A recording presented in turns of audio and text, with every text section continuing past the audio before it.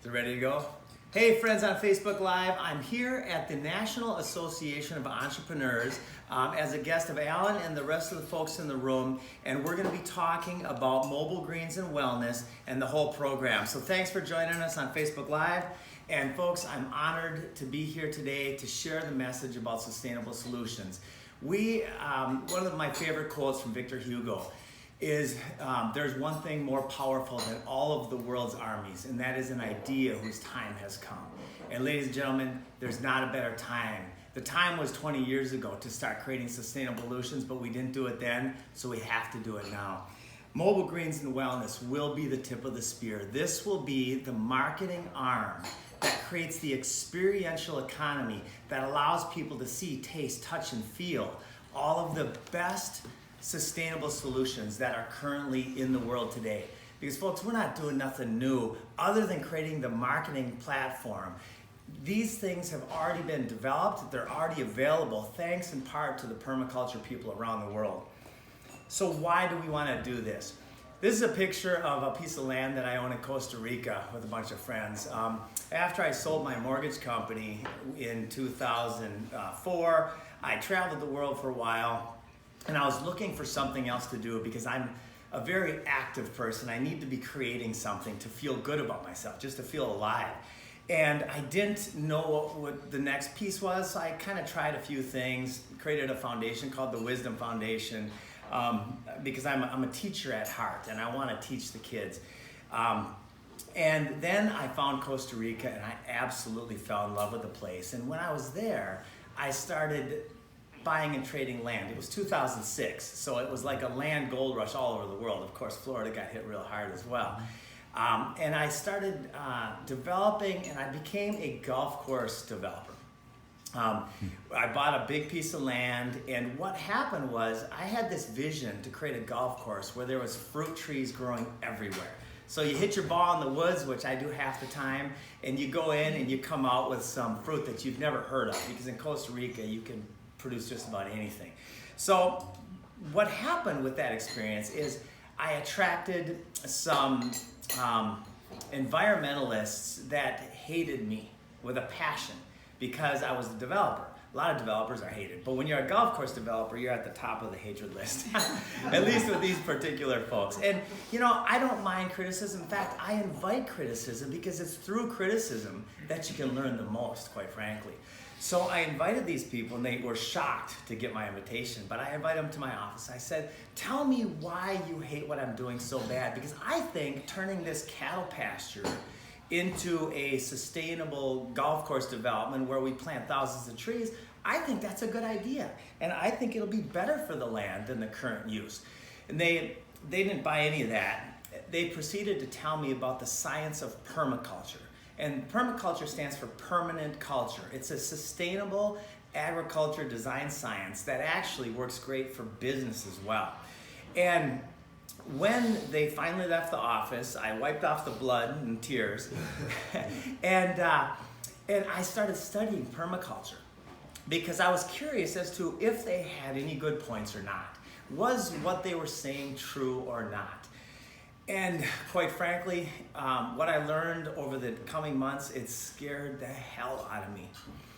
Because I learned that the current uses and mining of our resources, the forests, the soil, the fish, all of these current systems are unsustainable. Now, what is the definition of the word sustainable? The true definition of a sustainable system is what? Does anybody know? Probably not, because it's not something that's talked about in schools yet. It will be, in large part thanks to us.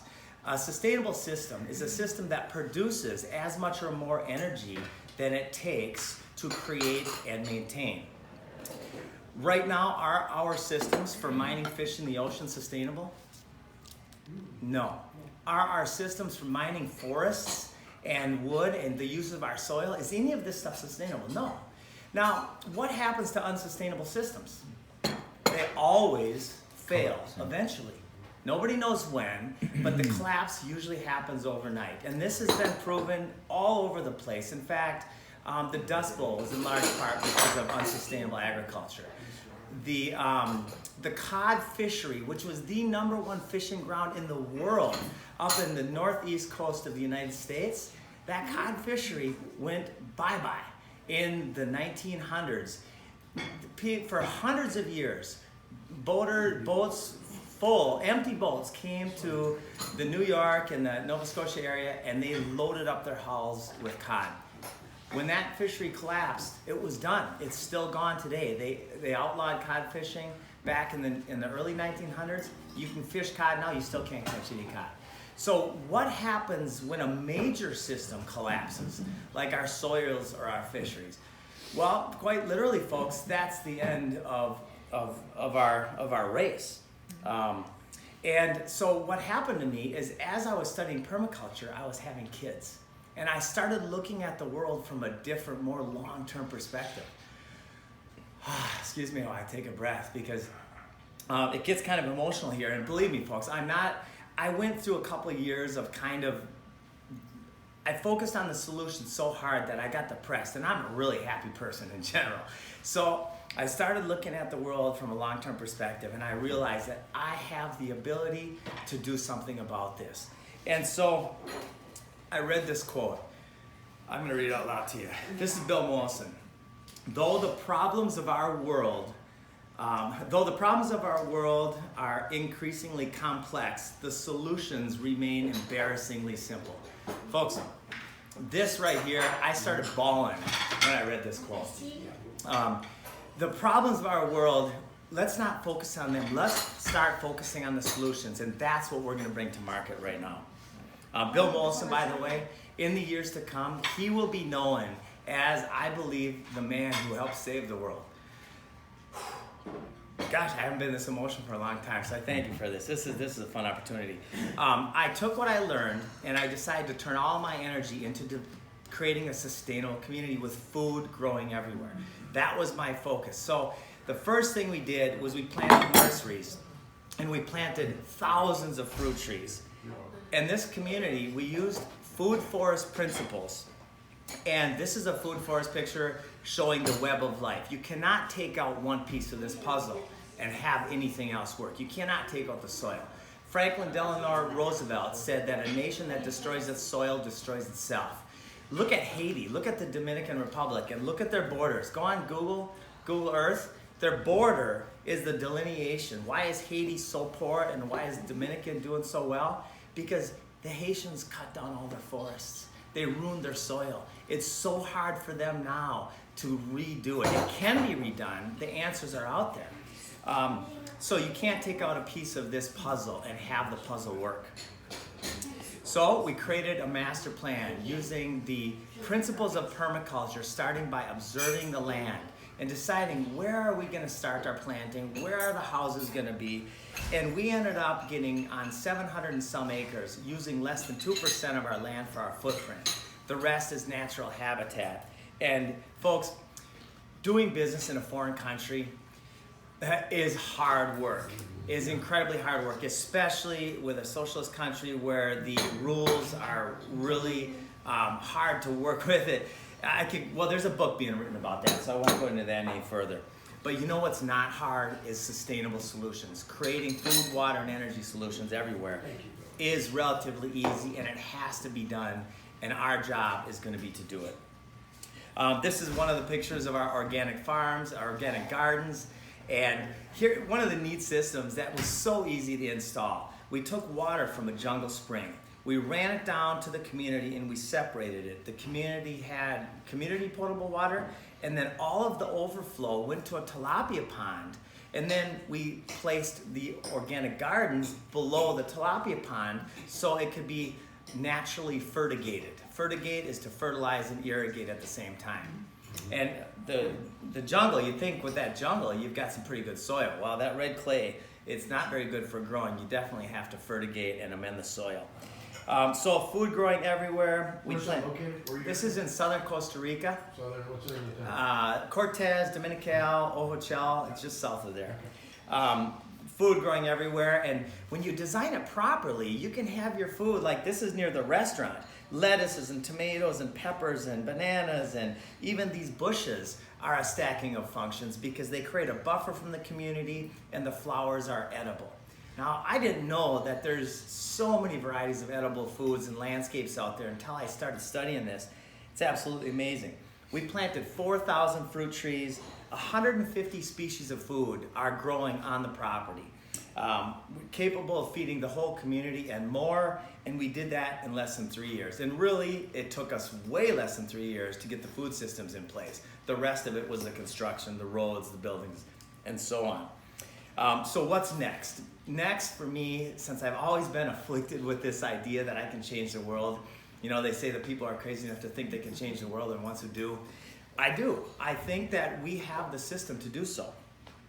So how do we do that? We have to bring it home and we have to scale it. We have to create incredible products that have massive value to the end user.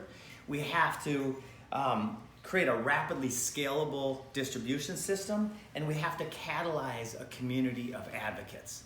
Folks, again, the time for this was decades ago, but since we didn't do it and we haven't done it, the time is now to really get the word out about this. How do we start? Well, using permaculture principles, you start by observing what is. And I've read all the books that I can get my hands on too. Think and Grow Rich. I spent $20,000 with educational people like Tony Robbins and all sorts of educational things, learning about business so we can model the most successful systems that are currently out there. And we could stack functions and put them all into one system, which would create the redundancy that nature allows when you've got a sustainable system. You don't see a forest with 100 fruit trees of the same kind. That's not natural. That's what causes plagues. That's what causes a locust infestation or any kind of animal infestation, because they've got so much of one thing that it doesn't allow the natural systems to work. What's the worst monocrop on the planet right now? Soybean. Grass. Grass. Yep. By far the most destructive. Yep. It has no yield. We have to produce a yield. The yield might be, it looks good, but what looks better? A piece of land the size of this room that can produce tens of thousands of snacks a year, or some grass. You know, I think there's a place for grass, but we overdid it by far. So we asked all sorts of questions. What products have the biggest yield? What are the easiest to harvest? What are the fastest to grow? And what are trending? Obviously, the franchise model has been proven time and again to be the most scalable business model in the world today. That's proven on almost every street corner. And from the franchise model, through this model, we want to attach our trailer, our wagon, to these industries that are already rocketing. The organic industry went from 0 to 50 billion in the last 40 years, and it's estimated that the organic industry will be 250 billion in the next less than 10 years. Do we want to be a part of that? Absolutely. The mobile food delivery system. I don't know if any of you get food delivered at home. I know you guys do a few times a week. Incredible meals, healthy meals are now delivered, because what do Americans hate most? Inconvenience. We need to make it convenient for people to have these sustainable solutions. And the solar industry, best couple of years ever in the last couple of years. That thing is going up like crazy. As the efficiencies of solar panels go up and the cost goes down, it makes it a more viable product for people all over the world. The hydroponics industry. Hydroponics has been proven for thousands of years. But it's just lately that the pioneers have gotten through the early adopter phase, and now it's becoming mainstream. Hydroponic systems have popped and will be popping up in every major city around the world. I believe it was Alan that actually informed me just a few weeks ago that in China, they are making it mandatory for new housing developments to have food production systems incorporated within the homes. Now, folks, in the generation to come, food production at home is going to be as common as plumbing. And that is going to be when we really save the soil, save the world in a lot of ways. Water filters. I hope none of you drink your tap water. Tap water is absolutely horrible. And And there's a great solution for it. We have that solution. We educate and we demonstrate those solutions from our system. And of course, healthy snacks, healthy juices, that's all within our system. And the experiential economy. In fact, Steve Baker, former VP of Disney, was the one who turned me on to this not too long ago.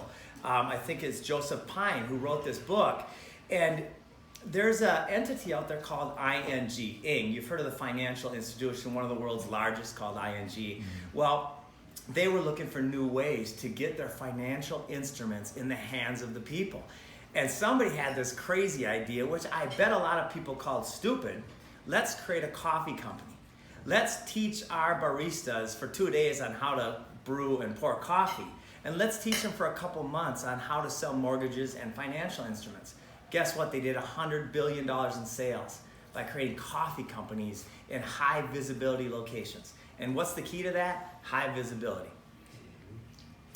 Will we catalyze a community of advocates? You darn right we will. And we've already tested this and proven it. This is my original system. This is called the PermaCube. At the time, it was billed as the most functional and diversified food, water, and energy production system ever created. It was written up in Natural News. Could this be the answer to sustainable food? It was written up in the Costa Rica Star. I built the first very basic prototype at my daughter's school in San Isidro, Costa Rica. And we taught the kids how to grow food using hydroponics and aquaponics. And they loved it. They couldn't, I mean, just being out of the classroom, they were happy because kids like motion, right? And they absolutely love it. Now, we got 12, I hoped that 50 people would watch this video. We got 1,200 shares in one day. Then we took it off because we weren't ready yet. We got calls from all over the world. I want to be part of that. I want the systems. How can I help be a distributor? We talked briefly about the franchise model. How can I help with that? I want a franchise. And we spent the last year redesigning, rebranding, and really going big because we've got an absolute monster by the tail. And we need to get together on this. We need collaborators to bring this and to fill in the piece of the puzzle. The AI, the different things. There's so many things that we can do. And folks too, it's really important that I point this out. This is already being done. All of these things are being done and they're very kind of fragmented. Our job, we're marketers. We hope to be the world's most eminent permaculture advocates and advocates for sustainable food, water, and energy production systems. And how and why? Well, the why is good. We've talked about that, but how? Through a mobile green system. Now, this is actually a fairly poor representation of what it will be. Our system will be white. It'll have a professional marketing wrap on it. It'll have solar panels on the roof and that come up and down that act as an awning, which is stacking functions. It'll create all the food, all the water, and all the energy that it needs to run within the system. Isn't that cool? That's gonna blow people's minds. It's gonna have atmospheric water generation, water filtering, and what's our number one product? Microgreens. Microgreens are gonna be the tip of the spear for getting healthy food into people's hands and getting nutrition, because everybody knows disease is rampant. The autoimmune, the cancers, diabetes, all of these diseases and diseases are going up like crazy. Why? Because 90% of our illness begins in the gut. It begins in what we consume, food, water, and in our minds. Those are the things that we can change by educating people onto the system. Now, why microgreens? Why not lettuces? So there's quite a few entities out there that I love and we will promote that have used shipping containers that grow leafy greens and herbs and once in a while tomatoes and cucumbers, but not so much. And is that great? Yes. But what I like about microgreens is the fact that they harvest in 7 to 14 days. They can be grown anywhere. And what is the last one? And this is the big one. They're up to 40 times as nutritious as an adult plant. So you take an ounce of microgreens, kale or broccoli or sunflowers or peas or wasabi, and you've got up to 40 times the nutritional content as an adult plant. And we've got inside of our system, we've got shelves, 140 foot of shelves, layers, where we grow microgreens, living food. So every bit of our focus is going to be on sustainable food, water, and energy production systems from these very high visibility locations. Starting in Orlando. Why Orlando? It's the most international city in the world, 72 million visitors, and it's the 6th biggest foodie community, and the climate is great. It's a great place for us to start and test our model. Our first system will be on the ground in less than 2 months. We'll be up for operations. From every system, we will focus on homegrown product lines. We've also developed a line through this company right here, Food, that has incredible products that allow people to conveniently grow their food at home. And edible landscapes, that's my baby. That's the lowest hanging fruit. That's the way we can most rapidly change the world, by giving back some of our profits from every sale to the creation of edible landscapes and to the promotion and inspiring people to grow their own food at home. At least some of it. And what's the best return on investment? If you put 10 bucks into a cherry tree, or put 10 bucks into apple stock at the same time, and you actually use the yield of the cherry tree, your cherry tree would have produced a higher return on investment than the apple stock.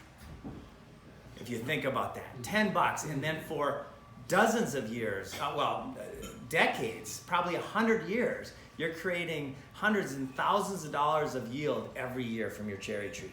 And then creating a curriculum for the schools. We've already done this, folks. And thanks to Brian, we've got an incredible curriculum that teaches permaculture at the schools, using our systems and everybody else's systems that are already proven to work on the market. What's going to be the result of our actions? Individual health, reforestation, because the #1 cause of deforestation is agriculture, replenishing of the soil. As FDR said, a nation that destroys its soil destroys itself, and that's been proven in Haiti and Dominican. You can see the line clearly on Google Maps. The bees, Jane Goodall said, we are going to look back on this dark era of agriculture and wonder how we could have ever thought it was a good idea to use poisons to grow our food. Folks, that kills the microbiotics in the soil, because there's more microbiotics in a handful of soil than there are people on the earth. It's amazing. It's a living system. You can't use poisons and expect that living system to go on.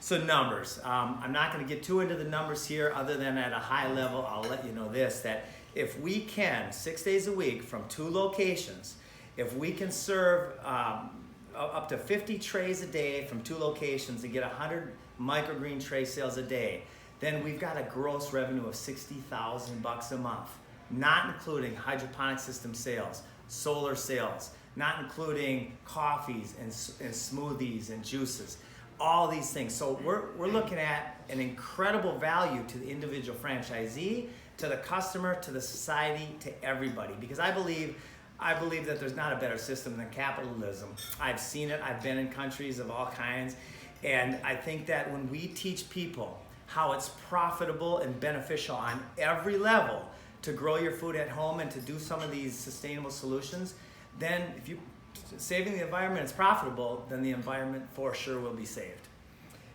So the numbers look incredible. And here's another thing that we're going to be educating people on. If you go to Whole Foods, most of that food is cut 11 days before it shows up on the shelves. The average person consumes food 14 days or later after it's been cut and it's dying and decomposing. Most foods, veggies and fruits, lose most of their nutritional value. Some of it in the first 24 hours, some spinaches, 90% in the first 24 hours. So when you have living foods that were cut literally minutes before you ate them or the same day, everything gets better. Your own farmer's market every day, all day long. Now this is where it gets fun. This is what we're ready for right now. So, I wish these were on the TV, but I'll show you these afterwards. These are some hydroponic systems. We will install it and we will maintain it. This system right here, for instance, can produce way over $200 a month worth of on-demand, better than organic food. We'll maintain it for $75 a month.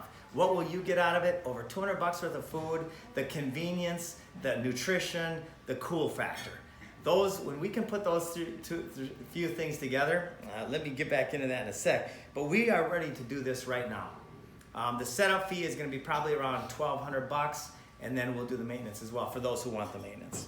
And now here's some systems. This is our food house, and I'll show you pictures of this later, but this is our food house in a winter climate, in a summer climate. This thing right here can produce way more greens than an average family can eat. And veggies of all kinds. In fact, in hydroponics, people say, what kind of veggies can you grow in hydroponics? It's way easier to list a few that you can't, because it just works. You can't grow trees in hydroponics, and you can't grow bushes, but just about everything else you can grow. This one is for the school. This is our design, and by the way, we focus a lot on design. Snow Krylik was voted #1 architectural firm of the year. They are our designers for a lot of our systems. And from each system, that ing policy of let's bring them in and let's give them the experience. We're going to be selling smoothies. Imagine a smoothie for kids that has a little bit of avocado, a little bit of banana, chocolate, almond milk, and microgreens. It'll be the best thing that kid probably ever ate or drank, and it tastes absolutely delicious. Imagine the school lunches. My daughter doesn't eat school lunches because they're not very nutritious. This is the school lunch of the future, thanks in large part to all of the people that are going to make this happen. Now, folks, again, if we can make this convenient and we can empower people through convenience, because that's huge. Convenience is huge. And we can inspire through brand and design, and if we can show that it's financially viable and super cool, what's going to happen? We're going to change the world. Absolutely. Who wants to change the world with us? Let's do it. All right. Thanks, Facebook friends. Okay.